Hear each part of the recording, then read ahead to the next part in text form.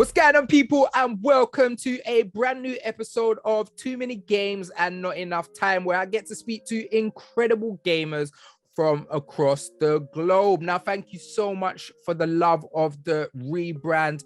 I'm loving all the comments, all of the love. Thank you so much for supporting the pod. And remember, if you're preing this on Spotify or any of those iTunes or any of them, come over to the YouTube channel, MrMidasGames. Give us a thumbs up, give us a subscribe, and show us some love. Now, today I have a super sick content creator. She is always on good vibes, a PlayStation gamer after my own heart. You can find her slicing and dicing on Ghost of Tsushima, out here licking off heads in Sifu, and her nails and controllers are on fleek. Whitney, welcome to Too Many Games and Not Enough Time. How are you doing today? Thank you so much. What an intro. And I'm glad you appreciate the nails a little bit. But yeah, I'm doing good. I'm doing good. So this podcast couldn't come at a better time because there really is just too much going on this month. Like I feel like the backlog is just growing and growing and growing. I said I wasn't going to play like multiple games this month, and now I'm playing 3 at once. So it's a mad. It's crazy. Right. It's so mad right now. Now, I mentioned your nails and your controller because that's how I actually discovered you. So I saw some pictures online where you was actually matching your nails and your PlayStation controller, and I was like, "Bro, that's a sick visual!" Like, and I saw it a couple times, so I clicked on it, and then I went on to your Twitch and actually saw your content and stuff like that. So that's a really, really smart thing that I haven't really seen anyone do. Is that just your swag? I have no idea, to be honest with you. Like when I post a tweet like that, like I don't expect it to blow up, but I think people were just feeling the combo because it was the one where I had like the swirly nails and everyone was like, "Oh my God, your nails, they look like candy. Oh my God, this is so cool." And like, I think people just appreciate like when I get gassed about like the DualSense or like the headset, etc. So yeah, the tweet just did a mazza and I was just like, sweet. There was really no thought behind it. There isn't really much thought behind any of my tweets. When I share stuff, like I'm sharing the vibes, I'm sharing the gameplay, or just like what I'm enjoying at the time, and people just seem to like it, I guess. So yeah. That's the dope thing about discoverability. You literally never know what it is that's gonna take off. Like you'll put bare work into something and then people just don't even pre it, and then you'll put something else out. Like I literally just done the PS5 challenge on TikTok, where I'm replying to the girls talking about if it's her or the PS5. And I used to be a dancehall artist, and I'm spitting. A lot of people don't know I can spit, and that's at like 6.5K, and I'm like, what? And there's other videos that I put in bare effort, hours and hours of editing, and no one even looks into it. So it's just mad.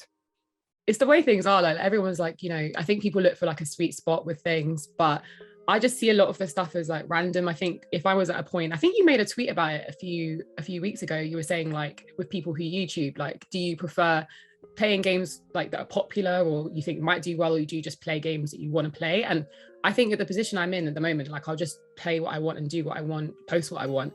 If it does well, it just seems like it's random when something just blows up. But can't lie, the bars in that video were fire, so I'm not even surprised that was your best video. I played that a few times and I was like, yeah. Thank you, I appreciate it.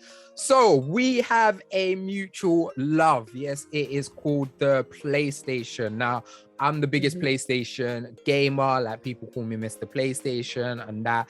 And I've had probably almost every console. Like I grew up as a Sega kid and then got into Nintendo. And then as soon as I got my PlayStation 1 and Final Fantasy 7 Final Fantasy OG, I was sucked in, and then I've had every PlayStation console. From that, the handhelds, everything. One of the things that I see that you speak about a lot is about the incredible first-party lineup that PlayStation has that is just unmatched. So we got some games to talk about. I'm not even gonna lie, I'm gassed to talk about you because I've been watching your journey. I've been seeing the games that you've been playing. So let's start off with Sifu. All right, so you just my God. You just dropped your second video for Sifu, or it's dropping today. Literally 5 minutes ago, just dropped it. Like I was just adding the chapters really quickly before I hopped on this. So yeah, like the game has been smacking me up, I can't lie, but I'm loving it. It's like I think if you know that I played Returnal before, I don't know if you were following me when I was playing Returnal, but I used to bang that game a lot. Like I got about, I think it was like 80, 90 hours, you know, when you get your wow. PS wrap up. Yeah. So I was trying to platinum it. Admittedly, I still haven't platinumed it, but the RNG was just frustrating me so much. So I just thought, you know what? If it gets to a point where you're not enjoying yourself, just stop. So I'll probably go back to it soon. So Sifu is like the same energy as that, really, the roguelike kind of structure, the punishing mechanics of the game. But I'm not gonna lie to you, it surprised me. Like when I first opened it, I was like, whoa, I am bad at this game. But I've just been enjoying it, and I was banging it a bit more. I think it's when did I film the episode? Thursday I filmed it, and I got to know the mechanics a little bit more, and I realized I was like, oh, I'm gonna need to like really level up here and build up. So the way I'm planning to do the videos really is like spend an episode maybe exploring, getting smacked up, and like just getting to know the next area, and then off camera level up, get better, and then film the boss fights, because everyone wants to see the boss fights. But yeah, it's mad. I can't even believe it's an indie game, to be honest. Not that I expect indie games to be bad, but like it's a small dev and they've just done like an astounding job. So Slow Cap have gone in. What makes me laugh about Sifu is obviously everyone's just online talking about how hard it is, and then we won't spoil the intro. What in the intro you play in a different way, and then it's just like you're like, oh, this is pretty easy, and then you get to that first corridor that you see everyone tweeting, and you're bagging up people in that corridor. You're like, man can do this, and then you go into a room and you get slapped left, right, and center, and you're like, how? But the thing that I love about Sifu, what it does is like, I'm not that hard guy game. Like I'm not that, like I don't like soul games. I don't like feeling like my head's being smashed against the wall. I enjoyed Returnal, but after a while I was like, can't do this. Like I got too much games to play. But I think with Sifu, I feel like I'm always learning, and I feel like I'm always discovering new things, and it doesn't feel like it's gonna take me a million times to learn something new. So I remember I said it in my review, like the first kind of outside kind of balcony area you go, I went out there and got smacked up. I lost like 5 lives. Like everyone was licking me in the head with a pole, and it's because I didn't know how to dodge. I was just doing the the parries and just trying to block. Second time I went there, I just lick up them man there and only lost 1 life. How are you finding the controls? Because in my first video, I don't know if you saw, but I saw someone on Twitter talking about it, and I thought that's really a really odd way. I think my main gripe with the game, that's probably the only thing I have to say about it at the moment, is the controls just felt weird. Like the dodge was like R2 first, and I like every game I played, it's like been an O thing or something else. I think even on Ghost it's like different too. And the parry didn't feel that deep because I've been using L1 on Ghost, so I was just like, whoa, okay, let me remap this. I played a bit with the other controls off camera, but I was like, yeah, no, we're not carrying on like this, because I'm going to keep getting smacked up. But the only thing is annoying is dodge and run are the same thing. So you got to be holding that button down and running away from people at the same time. So I keep forgetting. I tell you, I've been all right on the controls. I tell you one thing that I'm happy is the parry isn't too. I am so dead at parry. I feel like same. like Sekiro, I couldn't play it because like that whole game is based on parry, and there is certain enemies on this game that you have to parry that I'm just gonna get slapped up on because I'm just not good at parrying. But yeah, I found it all right. What's really interesting to me is that like what we're saying about it being an indie development studio, and if you think like last year we had Kena Bridge of Spirits, and this year we've got Sifu, and it really shows that even without having the might of a first party title, like PlayStation are really aware and kind of sticking their fingers into like the next gem and things that are incredible. Now, talking about gems, Whitney, one of my favorite series ever is Uncharted. I love Uncharted. Like, let's go. The reason why I love Uncharted, because Uncharted feels like the only proper action movie game Like other games try to do those big action sequences, but they just don't feel like an action movie. Even the reboot of Tomb Raider, love them. I think they're incredible, but the action sequences, they just feel like something's missing. And Naughty Dog does something incredible. You've just I hear that. You just played the whole series. Talk to me about it. All right, so basically, to the shock of many, I had never played the first 3 games, and a lot of people say like, "How have you never played this game? Have you never?" I don't know what to say. Like, I just haven't. Like, there's a lot of good games out there that I just haven't got my hands on based on when I was exposed to PlayStation when I was younger. Like, when I was younger, I did play a lot more Nintendo, and then I got more comfortable with PlayStation. So that's why I've jumped on it now, really. But I made a tweet basically that was like, when they announced the Legacy of Thieves collection, I was like, oh my god, like my first Uncharted is going to be on the PS5. And when I say Midas, 200 people were like, no, you need to play the first 3. No, like it won't take you long, just do easy modes. And people were sending like essays about it. One of my friends DM'd me like, nah, you got to play it. And I was thinking, all right, normally I don't really like absorb peer pressure like this too much, but people are passionate here, and there must be a reason. So I thought, you know what, then I saw it in the sale.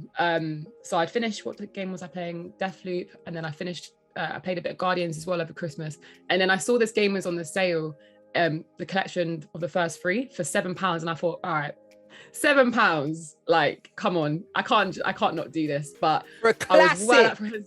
Yeah, no, exactly. But like, I was thinking, my God, PS3 games, I'm been banging out PS5 games, or like anything with a bit of a next gen update. So I was like, oh, a bit of a performance snob at this point. So I was like, okay, let's just do it. But you know what, even the first one, I enjoyed it so much, I didn't even think about anything to do with graphics or performance. I was just like, this is sick, and I love the story.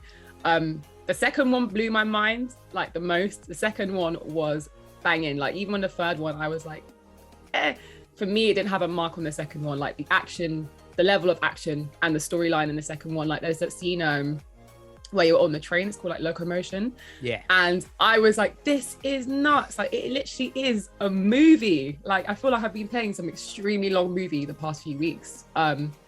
So yeah, that was sick. And then I actually surprisingly got gifted a code from PlayStation UK for the Legacy of Thieves collection, because they were like, we've seen you banging this out, like we'd love to help you out and give you this code. And I was like, oh my God. So then I just continued the journey. And when I say it was like a treat, I know like obviously the gameplay and the action is sick, but like I was like, oh my gosh, Nate in 4K. Whoa. You like, say you start pre-ing Nate and them thing there. Yeah, exactly.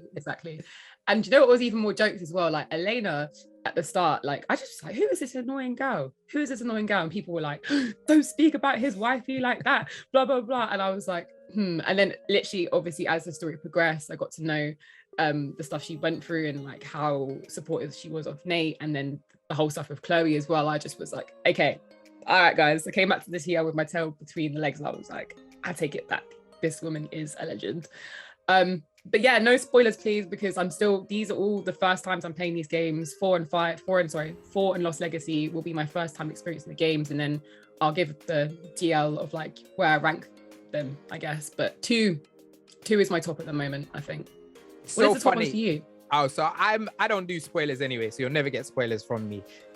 So when you tweeted about it, I tweeted you and said, oh, you don't need to complete number 1, because I feel like number 1 is so lackluster. I feel like number 1 is such a repetitive game. The story is in there, but I don't think it escalates the game like the other one. So I've never. I hear that. I don't really remember what happened. I just remember being like, I kept referring to Sully as old man at first, and I was like, oh, he's actually RG. Okay, let's keep going. And then, but like there wasn't like memorable moments to me in the first one, apart from finishing it. So exactly. Yeah, I hear that. So 2 was my favorite. And just like you, I was like, oh my God, this is the sickest action movie ever. And then I played 3 and I was like, all right, it's okay. It's not as good. But then before 4 came out, I went and replayed 2 and 3. And when I replayed them, I actually prefer 3 over 2 now, which is mad, because it was the other way around for me. But then replaying it, I actually prefer 3. Love 4. 4 for me graphically is obviously graphically the best, and there's some stuff that I don't really like, because obviously they just shoehorn his brother in and stuff like that. But incredible. But yeah, for me, it goes 3, 2, 4, Lost Legacy, 1. 1 don't even come on the list because even the PSP one I preferred over 1. But yeah, it just shows the pedigree of what PlayStation first party titles do. And I see you tweeting about it a lot, and it's just mind-blowing. Like some of these stories, like obviously them doing Uncharted and then going over to The Last of Us and just taking you on these crazy experience. Yeah, I mean, it literally feels like I'm playing in a movie, and now I'm like excited to watch the movie to see how they like portray like Sully and Nate throughout the whole thing. But it's just crazy. I mean, the third one, I hear you as well. I think the thing I liked most about the third one was playing in London a little bit. Like I was talking about this on Twitter the other day, and some people were naming some really, really old games that I wouldn't have experienced. And obviously there's Watchdog, but I need a game that does London well. Like I need a game, like I know there was GTA a while ago. Again, I probably wouldn't have played that because it was like years ago that it was released, but I need a game that's got like a full-on London map where you're doing like a chicken shop date or something mad. Like it just, depicts the thing properly and doesn't do all these like what I call, the Peaky Blinder accents. Yeah. I mean, it weren't too bad in this game, but I was like, all right, this is London, but it was still a nice touch. Yeah. So staying on PlayStation, because there's so much, we have to talk about Ghost. Now, the first time I saw Ghost of Tsushima, I was blown away. Like what Sucker Punch has done with this game is incredible. It's mad because like I enjoy Assassin's Creed games. I'm not crazy about them, but I do enjoy them. And I've always wanted Assassin's Creed to do a kind of rural Japan kind of ninja game, and they've always kind of done other things. They did Egypt and stuff. So when I saw Ghost, I was like, I'm not that much into samurais, but I love ninjas. So when I was able to be the Ghost and just sneak up on man and climb roofs and them stuff like that, I was so in it. And there's certain designs in that game that just blow my mind. One is the wind mechanic, because like The Witcher 3, The Witcher Wild Hunt is one of my favorite games, but you find when you're traveling, all you're doing is looking at the map. And when I play Ghost of Tsushima, all I'm doing is looking at the beautiful. The wind just takes you. I wish the wind was like a thing in real life to just guide me, man. It's just so good. Yeah, forget GPS. You hear me? All of them things there. Just give me the wind to blow. Tell me about your experience with Ghost. Yeah, so that's another one. I'd never played it before, and then I got the PS5 version, and that's actually when I jumped on Twitter. I made a Twitter because I was like playing PS5 games, and I was just like, you know what, I want a game in Twitter where I can talk to people, connect with people. I made a tweet about that just blew out of nowhere. So then I just, my following increased, and that's when I just started thinking about actually making content about stuff as well. So I've done that over the past couple of months. But Ghost was just like mind-blowing. Like obviously I can't speak for the experience on PS4 like prior to all the upgrades, but it is crazy. Like when you're slashing someone up with it's gonna sound a bit weird, but like you can feel when you're slashing someone up on the DualSense, like the 3D audio when you're doing the stealth missions. Like I know some people are like, oh, but stealth missions are the boring parts of the game. I love it. I love stealth. I love the intensity. Yeah. I love to feel like I'm smarter than everyone else in the room. Yeah, for sure. And it's mad because the way he like jumps off buildings and he just goes shoo, and some of the animations, like at first I was like, let me get used to this because it is a bit gruesome. But then I just started loving it. I was like, I want more. I want blood. But you yeah, the whole go on, carry on. No, I was gonna say the whole story is incredible to me and moving. Like I really was touched by a lot of it, and I was Tsushima Islands and obviously Iki Island, the DLC, but I wasn't aware of what happened all those years ago, to be honest, and that kind of moved me more. And I was saying on Twitter, like I actually want to read more about it. I got a book on Japanese history the other day, still yet to dive into it, but I just was like, this is mad. Like I know obviously it's based on real life, loosely based, but like it's crazy. The story just blew me away, and like I just fell in love with Jin and like the characters in the game too. And then obviously I don't know if you've played the DLC yet as well, but the DLC is banging. Like it just extended the gameplay to a whole nother level. Like I didn't know what it was going to add, because I thought, would it just be a bit repetitive, like the same, get the Mongols. It even adding that the NPCs can switch their stances just changes the whole game. Crazy. Like, yeah. Oh my gosh. the boss fight in Iki Island, I was like, how many weapons does she want to draw out? I was like shaking. I did that on Twitch and I was like screaming. We played it for like 20 minutes, that boss fight. And people were just cheering me on like, you can do it, you can do it. And I was like, I don't think I can. So when I did it, I was gassed. And then I realized, someone told me, they were like, oh my God, I can't believe you did the boss fight without unlocking the new armor. And there's a new armor, obviously, where you can get the perfect dodge. And that would have helped me out. So I just went in, absolutely madness, this crazy boss, the eagle, and just was like, let's just go for it. But even the story with Island as well, like the attachment you get to the horse as well. I was gonna say that was gonna be my next thing. You was out here bawling over the horses. Like I see you was getting traumatized when you all gone to Iki Island and you lost your horse for a bit. Like I could feel your pain. I literally was like, I can't be. Do you know what? They're smart though. They let you get attached to that horse. I'm not going to say no more in case someone's watching and they haven't dove into it yet, but they let you get attached and they know how to pull on the heartstrings. And I think that's what makes the game even better, because you kind of feel the emotion and you experience the same emotional journey as Jin. And it just your level of immersion from like the story to like obviously the gaming mechanics and everything like that, it's just insane. But yeah, I was stressed. Don't touch my horse. It's the you was cracked too far. Whitney, I could speak to you all day, but we're only a short form podcast.